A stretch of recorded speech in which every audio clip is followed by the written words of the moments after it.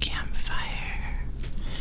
Tonight, I'll be sharing a story that I've never told before. Something spooky. I hope you enjoy it, and if you're drifting off to sleep with this video, I wish you the sweetest of dreams. The story starts with me, but younger. A little 12-year-old yuku, a reluctant member of my local Boy Scouts troop. Because both of my parents worked all year round, when school let out and summer break started, I was often signed up for different activities, sports and clubs and stuff like that. Anything to get me out of my empty house during the day, despite the fact that all I wanted to do was play video games. But that's not important for this story, and I did enjoy Boy Scouts, mostly. The highlights were definitely the week-long summer camping trips. This would be my second trip. The group was around 12 people, some my age and some older. Along with 2 adult scoutmasters, we would all pile into one of those half-size school buses. The kind of old, squeaky buses that vibrated so loudly going over the smallest bumps. I remember how loud it was, not just the squeaky bus, but all of the other scouts trying to talk over each other, telling stories, talking about games, sharing random stuff on their phones. I've always been quiet, and I didn't have any friends coming along, so I laid my head against the rattling window and spaced out, staring at the trees we passed. The trip was only about an hour out of town, along the rarely used roads into the forest, and up into the mountains. Before long, we arrived. The campground was serene and beautiful. Even the video game-addicted little yuku was able to appreciate all of the tall trees, distant mountains, and the little creek leading to the lake nearby. It was laid out like a big circle, a clearing in the trees. There were 4 small cabins spread out around a meeting and sitting area, with a big bonfire in the middle. Behind the little cabins were paths leading to the restroom, the larger cabin for the adults, and various workshops and little sheds next to activity areas. With all the trees around, the area became very dark, even early in the evening, with large shadows cast across the open area. It was cozy and quiet. After orientation, we were given workbooks, scavenger hunt lists, and first aid instructions, along with our name tags and our assigned cabin. For the first night, there were no scheduled activities. All we had to do was find our cabin, unpack, and set up our sleeping bags.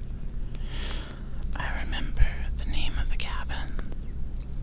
There was Eagle, Duck, Sparrow, and the one I was assigned to, the Raven cabin.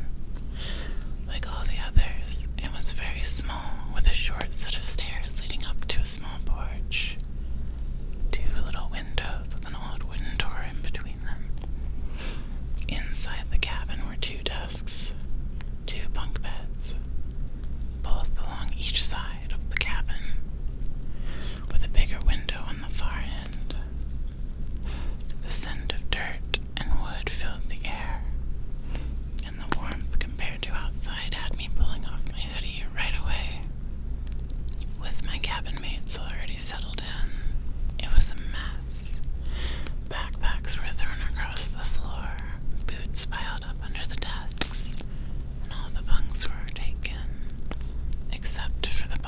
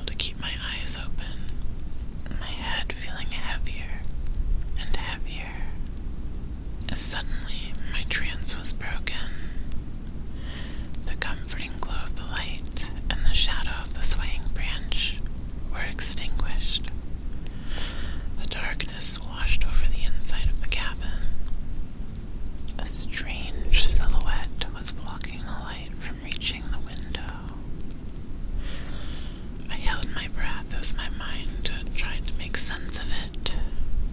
Surely it was someone heading to the restroom, standing in front of the trail light. But it didn't move. Maybe it was a prank. Another camper peering through the window, about to shout and scare everyone. But the more I stared at the shadowy silhouette, the stranger it seemed. It was